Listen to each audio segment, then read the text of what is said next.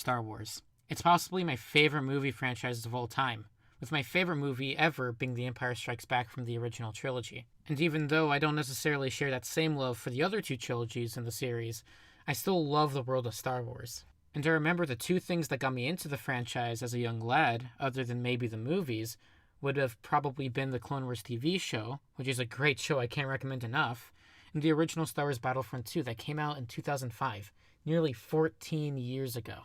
Personally, I remember back in 2006, my brother getting a PlayStation 2 for his 8th birthday and bringing it home and playing Battlefront 2 and just having my 4-year-old mind just blown. And even though I was pretty bad at the game, I still remember having a blast playing with my brother, and I had a lot of good memories because of that. So naturally, when 2014 rolled around and I heard about a reboot for the Long Dead game series, I was pretty interested. I remember just a couple months before the game was announced, I actually picked myself up a copy of the original game on Steam, so I can go down memory lane, re-experiencing the original Battlefront 2, and thinking even now it's a really good game.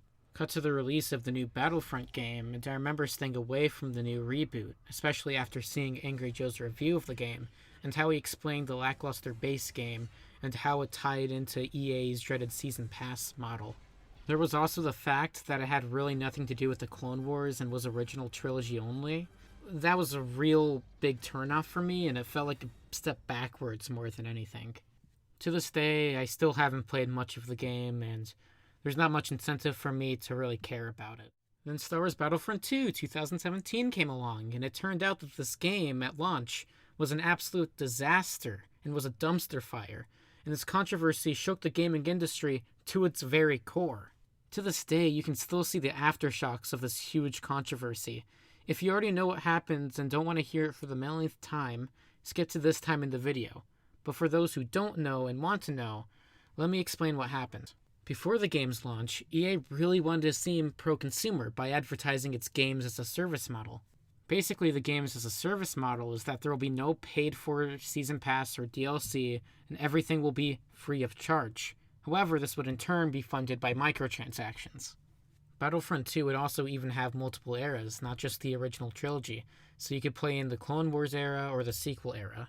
On top of that, there was even an actual campaign this time, with the main character being a stormtrooper witnessing the destruction of the second Death Star, and seeing the original trilogy through the perspective of the Empire, which many people wanted, including myself. Everything seemed to be well and good for the game, and EA seemed to be learning their lesson from the last Battlefront. However, there were some signs that an evil storm was brewing in the EA headquarters. Soon the beta for the game came out, and people started to get a little bit worried for what the game might turn into. There were some early signs of pay-to-win loot boxes in the game that would be obviously very scummy and anti-consumer.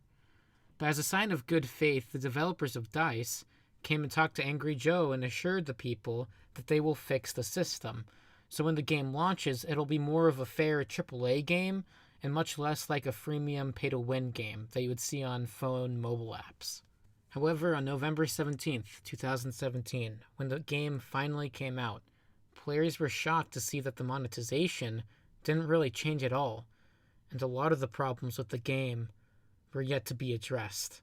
This was only worsened by the fact that for the people that bought the game for $60 or $80, couldn't even play what heroes they wanted to play right off the bat, but instead had to buy them or go through a very grindy paywall just to unlock them. In fact, at launch, if you had the $60 edition, you would have to grind for 40 hours just to play as Vader, or any other hero. The game was just a complete mess. This is also on top of the fact that if you wanted everything in the game, you either needed to play 4,000 hours or pay EA $2,100 in loot boxes. My god, how greedy can you possibly be? But wait, there's even more! Because going back to the people that bought the $80 edition, they got in-game advantages, getting fully upgraded star cards, aka the progression system in the game, right off the bat, making the game more or less a pay-to-win. Begin landing our troops.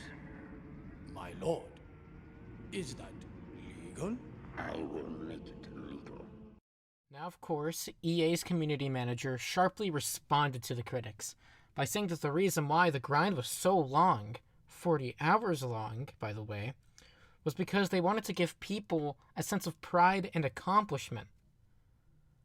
Let's just say, even people that did not really care for the game was just stunned in how greedy EA looked during this controversy. Now, of course, this was truly the straw that broke the camel's back. And while EA and DICE did try and remedy the situation by slashing hero prices and making loot boxes cosmetic only, but it was already too late. All of the loot boxes they had before in the game made their way to legislators that thought the game was the Star Wars themed casino aimed at children, and certain states in the US and governments around the world would try and ban loot boxes, claiming that they are gambling. To this day, countries like Belgium have already banned the practice, with the UK on the verge of doing the same thing. And in the US, Hawaii tried and failed to ban loot boxes, and in 2019, Missouri State Senator Josh Hawley is currently advocating a ban on loot boxes as well, which can easily have a snowball effect, making other states do the same. Funnily enough, though, apparently Disney executives got pissed and had to force EA to make some changes, like temporarily disabling loot boxes, because they didn't need this bad publicity right before The Last Jedi released. Disney was even going as far as rebooting the original Battlefront 2 servers again, after years of it being shut down, just to show EA who had the power in their relationship. But hey, seeing as the controversy was a couple of years ago, and seeing as EA is still doubling down on the games as a service model, let's take a look at Star Wars Battlefront 2 almost 2 years later to see how the game has evolved even after the controversy. Let's see if the game is still worth buying after all this time and updates.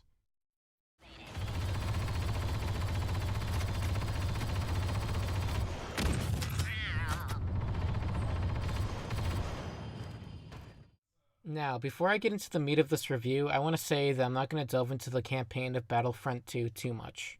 The main reason for this is because I feel most people really only care about the multiplayer offerings at this point, and that most YouTubers and reviewers already pretty much did a fantastic job of explaining what was good and what was bad about the campaign. But I suppose for the people that want to know my thoughts about the Battlefront 2 campaign, I guess I could talk about it for like a couple minutes. I thought the Battlefront 2 campaign was kind of underwhelming. Keep in mind, my favorite Star Wars movie is The Empire Strikes Back, so naturally I love learning and seeing through the perspective of the Empire. I was pretty excited to hear when Battlefront 2 was apparently getting an Imperial campaign. I mean, after the game was released, I heard that the story would eventually take me back to the Rebel perspective, but I was thinking, okay, I would at least have like 4 to 5 missions to play as the Empire, and when Iden Versio, the main character, would make a jump to the rebellion, it would be very gradual and not come out of nowhere. But instead, I found myself a little less than halfway through the game, flying an X-Wing and talking to rebel commanders like I knew them my whole life. There were only like 2 Imperial missions overall, which is such a disappointment because I was looking forward to kick some rebel ass. But instead, I got a pretty by-the-books generic story that didn't really bother making any strides or making any risks. I just kind of felt a little bit cheated. I do have to acknowledge, though, that the campaign itself, even though it's not what I wanted, was really immersive in some parts, like the Battle of Jakku and the various different hero missions, like with Lando Calrissian, which was really fun. And okay, I'll admit, the way that DICE tied the final mission of the game to The Force Awakens was really cool. In fact, the way that this whole game really portrayed the state of the Empire after the destruction of the second Death Star was also really fun to see. And then the cinematic cutscenes in this game are just stunning. I mean, it's so good. However, going back to the actual gameplay itself, after a while, it gets really boring and monotonous, because you fight the same stormtroopers, the same enemies, over and over and over again. Literally nothing changes, except maybe sometimes there's some stealth involved. But in Battlefront 2, there's no real reason to be stealthy, because the game literally forces you to go loud in like the same area anyways a little bit later into the mission. It's not all missions, but some of them seriously do that. The campaign is also pretty short, being like 5 to 6 hours long, including the Resurrection campaign, which is also just pretty okay. In fact, I think the entire campaign is also just pretty okay.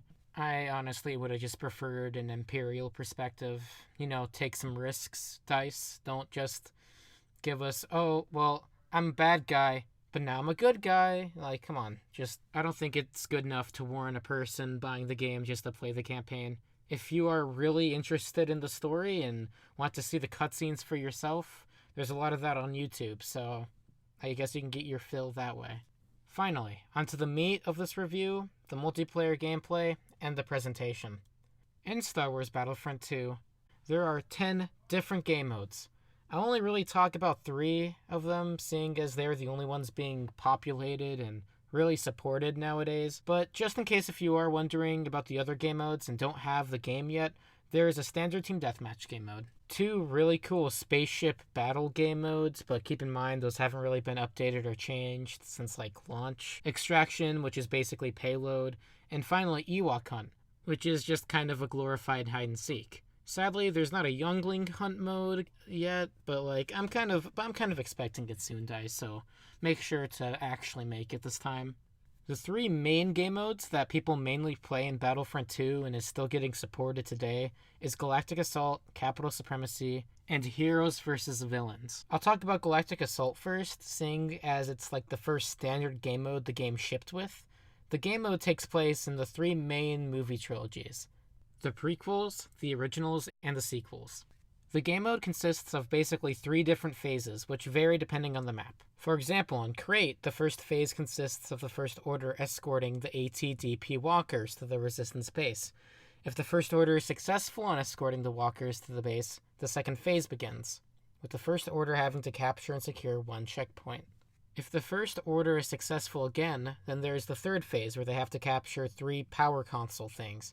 After all of that, the First Order wins. Resistance win conditions consist of killing the First Order's AT-DP walkers in the first phase, or in other phases killing 100 of the enemy. Keep in mind, after every checkpoint, or phase 1, the attackers gain 50 reinforcements. I think this game mode is great if you just want to play and immerse yourself in a somewhat realistic battle in the Star Wars universe.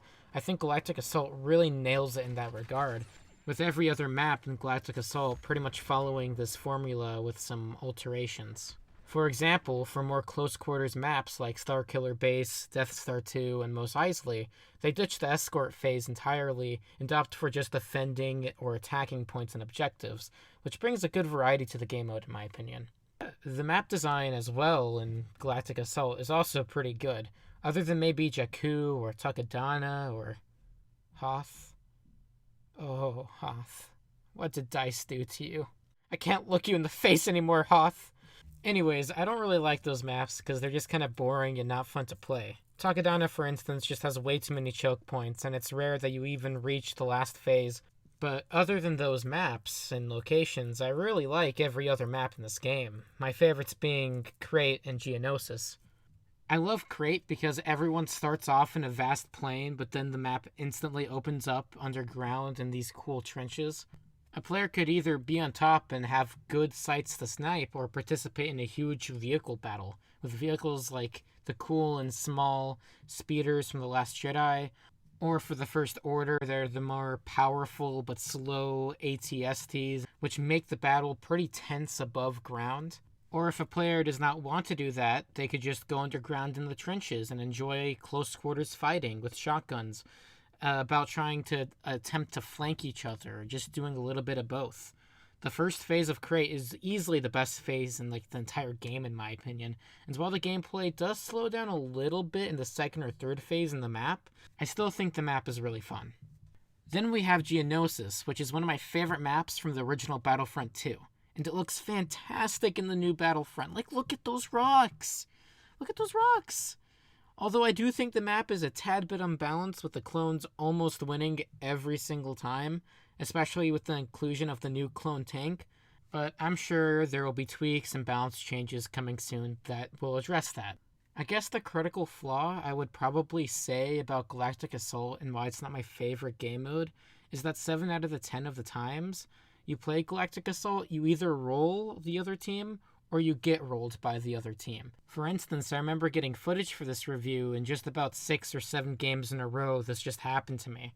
And don't get me wrong, Galactic Assault is really, really fun, but when that happens, when you just get rolled, it doesn't really feel that good, and when you roll the other team, you feel like you haven't really seen enough of that map. And when even matches do happen, those are also pretty fun. But as it stands right now, it's just kind of my least favorite mode.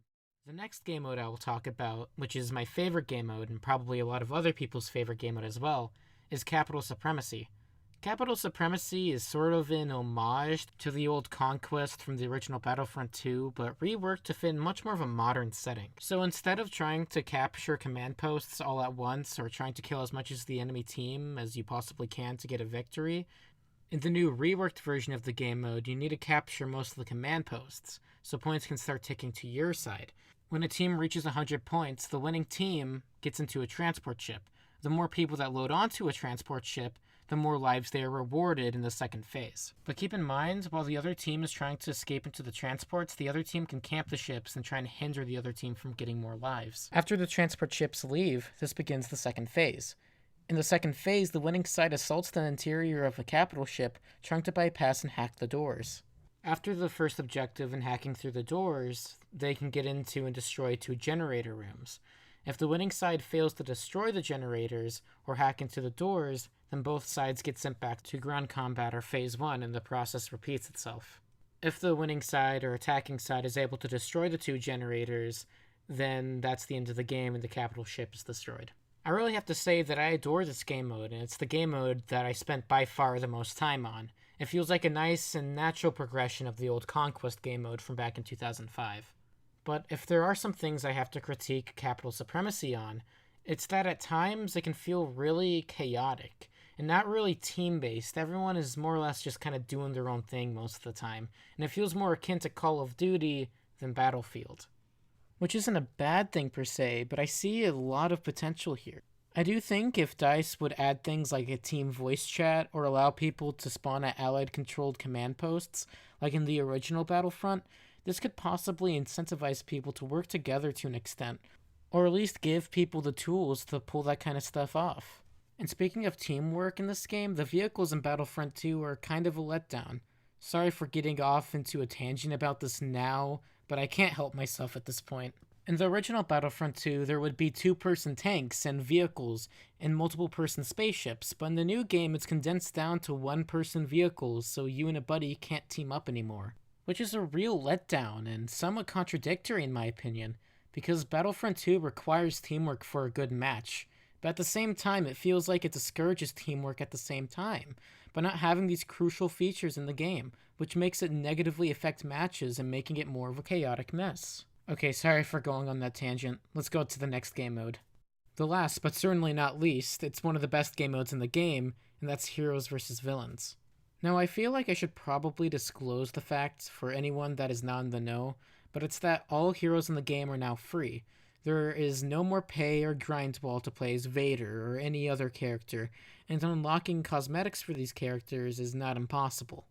With that being said, Heroes vs. Villains is a really fun game mode. If you're like me and can never insta-lock a hero in other game modes, then hey, at least you get to play them here. Heroes are probably one of the most fleshed out aspects in this game. Most of them have really unique movesets, and I can tell a lot of time was poured into making them very accurate to the movies, but not completely overpowered like in the original BF2. Now of course, seeing as they all have different abilities, there are definitely some better than others, but no hero feels absolutely useless. Okay, shut up. Heroes vs. Villains is a 4-on-4 hero team deathmatch. A team loses if they run out of lives, which makes it pretty fun and pretty competitive. A lot of the maps in this game mode are smaller, so action happens pretty frequently. There are those games, though, where the other team just teams up better and button spams you to death, but in the Blue Moon, you do get those cool one-on-one battles every once in a while that takes legitimate skill, and when that happens, it's really, really fun. And that's all I can really say about Heroes vs. Villains. Overall, a pretty solid game mode. Now, another important part of the gameplay is the class-based system. In Battlefront 2, there are 4 main infantry classes. The Assault class, which is your pretty standard class with mid-range weapons and guns that have decent rates of fire. The Heavy class that has a machine gun, most effective at close range and has a really high output of fire. And he even has a flippin' minigun, which is also pretty cool.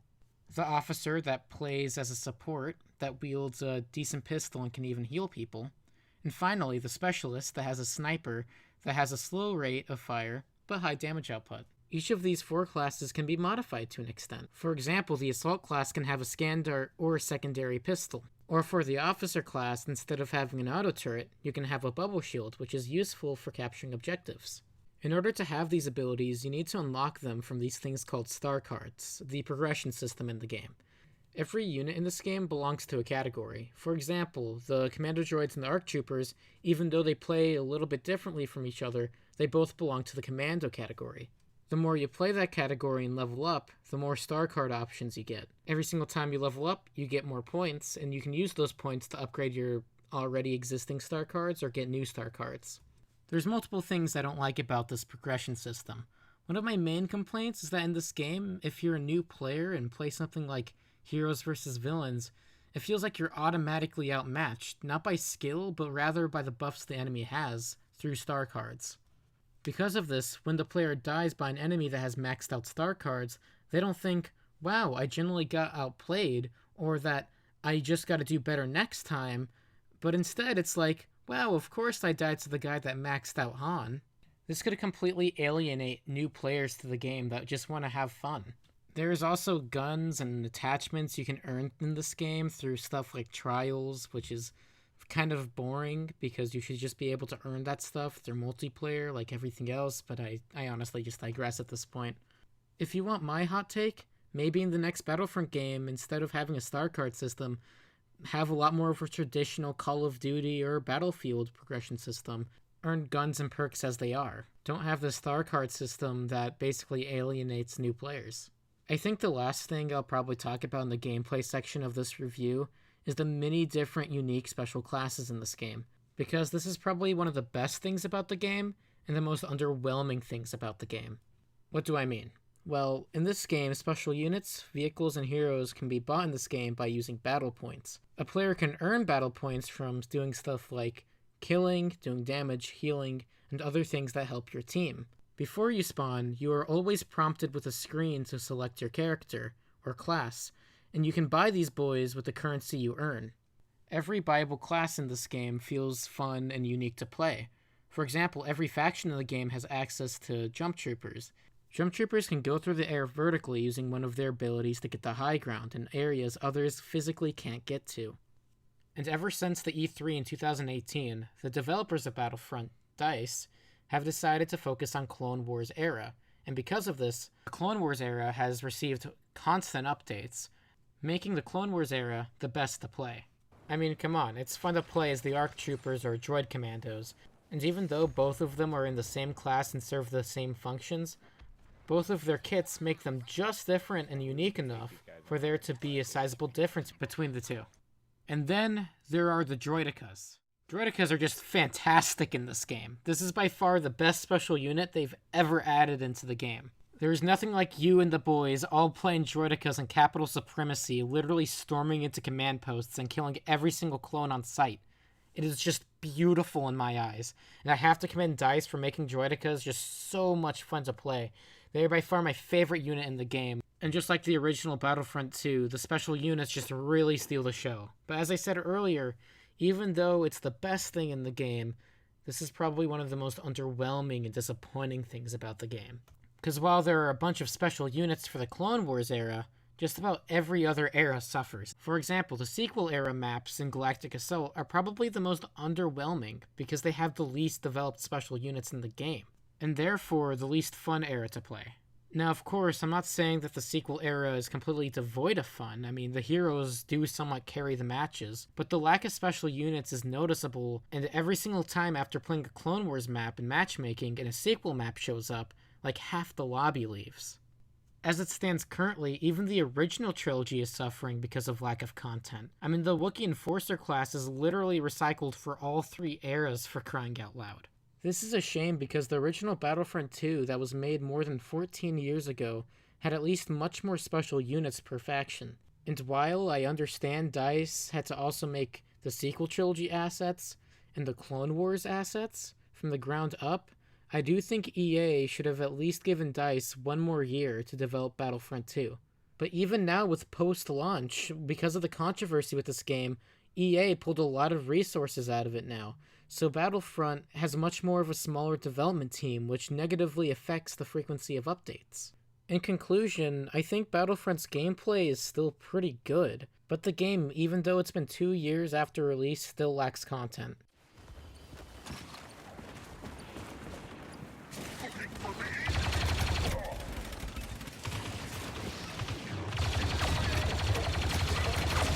Command post has been lost. Oh my. If I have to say one thing about this game's presentation, it would most definitely be stunning.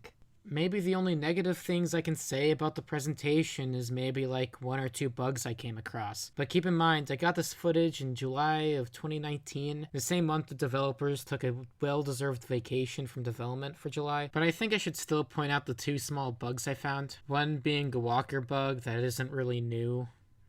Even though the guy is dead, it's still shooting for some reason. The bullets don't even do any damage. It's just kind of annoying. And then like the second bug I found was like in Capital Supremacy, basically the clone commander would be giving me commands even though I was on the droid side. But then when I was on the clone side, the droid commander would be giving me commands. Like, this is a brand new bug, but it still like kind of annoys me, and I kind of want it to be like patched out pronto because it kind of ruins my immersion. Then I heard about like Xbox having a lot of weird drift happening. I don't really know what's up with that.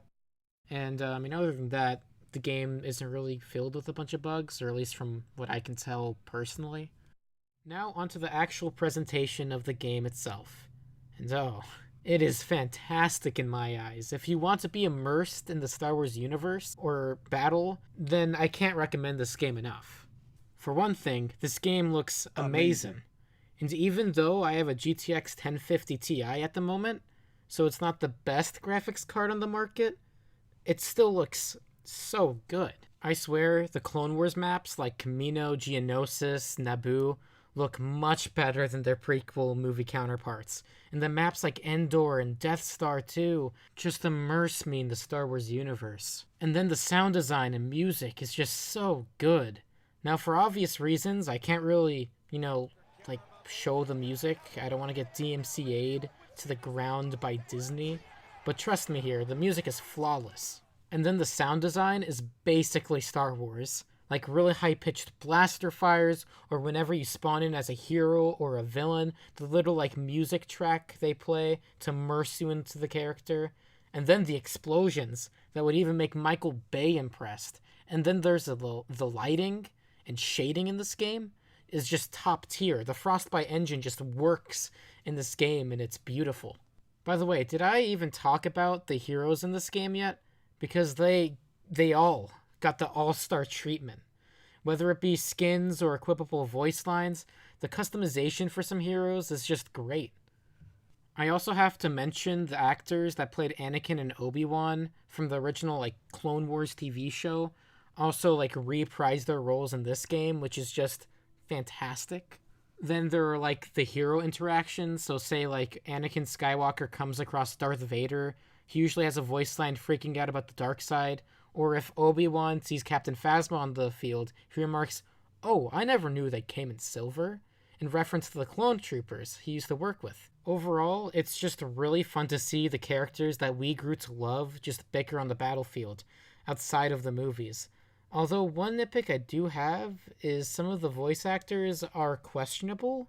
More importantly, like Han or Leia, but other than that, most of them were pretty good.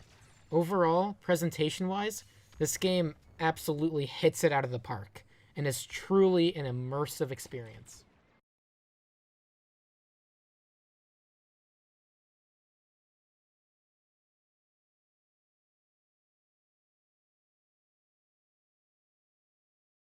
I think Battlefront 2 2017 is a pretty good game. I don't know if it necessarily lives up to the original, but I still think it's pretty fun, especially if you're a Star Wars fan like myself and play with other people. However, if you're not a Star Wars fan, I would have a hard time recommending this to you, because while the gameplay is solid enough, I don't really see non-Star Wars fans having the same enjoyment as I have or other people will have. Does this make the game bad? No. Just more or less a warning for those people who might want to try it out, but not really familiar with Star Wars. In conclusion, I'm optimistic for the future of this game, and seeing as EA is devoted to the games as a service model, and this game turned out to be good after a couple of years of hard work, I'm a little cautious but optimistic for EA's other live service game like Anthem to kind of see how they will turn out. And over time, this game will only keep on improving with more characters and places to play on. But please, for the next Battlefront game, EA, give DICE more time for development, because I see that DICE can easily make a cult classic Star Wars title, but you keep on interfering with rushing releases and terrible microtransactions that hurt the integrity of the game. With all that being said, I give Star Wars Battlefront 2 2017 a 7 out of 10. It's a good game with a great foundation and passionate developers, and a community that is equally as passionate, but ultimately squandered by the greedy company upstairs. But hey, you can definitely count me in and expect to see me on the Battlefront every single time the game has a big update. I'm Paul, and hopefully this was a better review than the last one, I guess.